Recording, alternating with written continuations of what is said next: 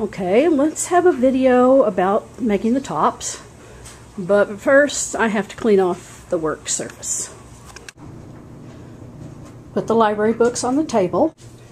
Get some water, one for the paint and one for the clay. Wipe the old clay off the table.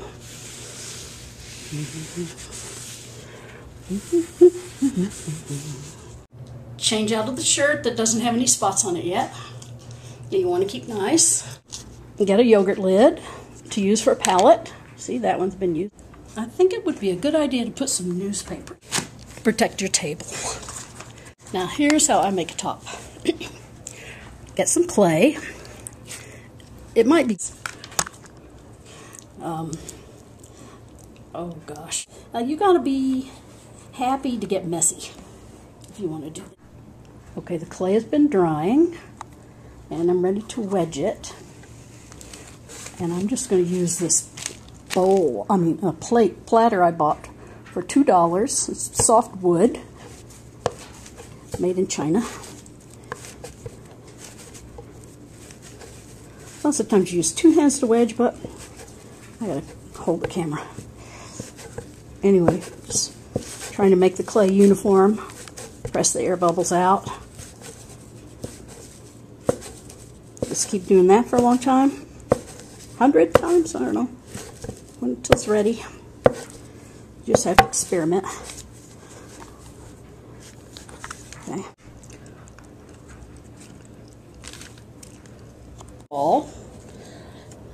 Start pinching the tip. Don't pinch too hard.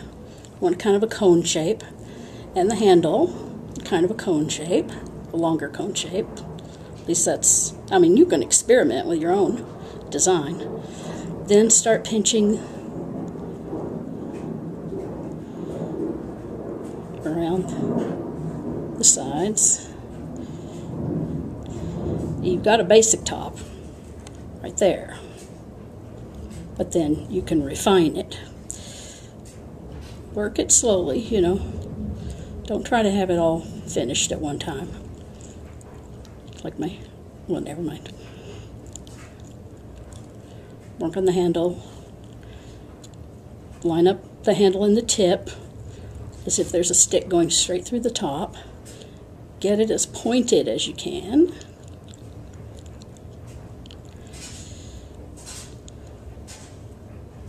I like to make this part flared out. I mean, I like to make it wide and thin. That seems to allow the top to spin for a longer time.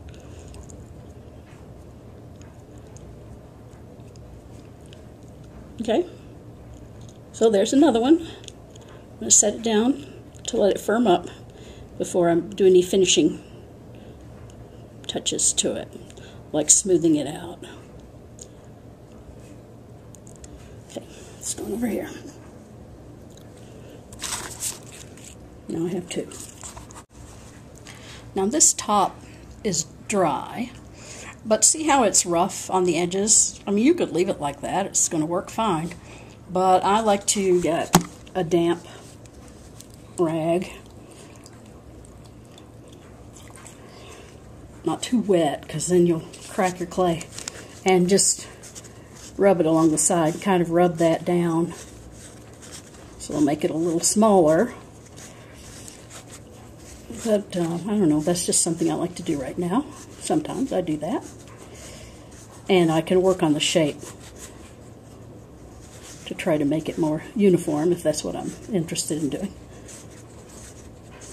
Or if I want a different shape, I can shape it into that. Okay, so just rubbing around the edges like that. It's a good way to smooth it out. Don't get it too wet or you'll just be dissolving your clay and cracking it. To try to get it straight. Oh, this one's really crooked.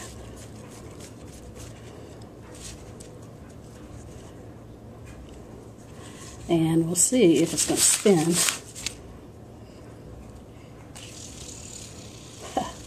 It spins, but it's a little erratic, hopping around. But I don't mind. I kind of like to see them move around.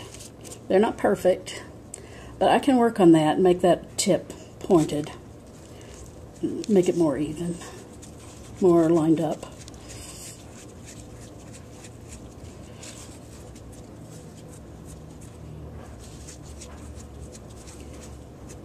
I'm going to let it dry before I spin it anymore. And then sometimes I just take the damp clay over the damp cloth over the clay like this to smooth it out and get any, I don't know, just to smooth it, get pieces of sticking up clay off of it. Okay, so that, well, I gotta work it some more.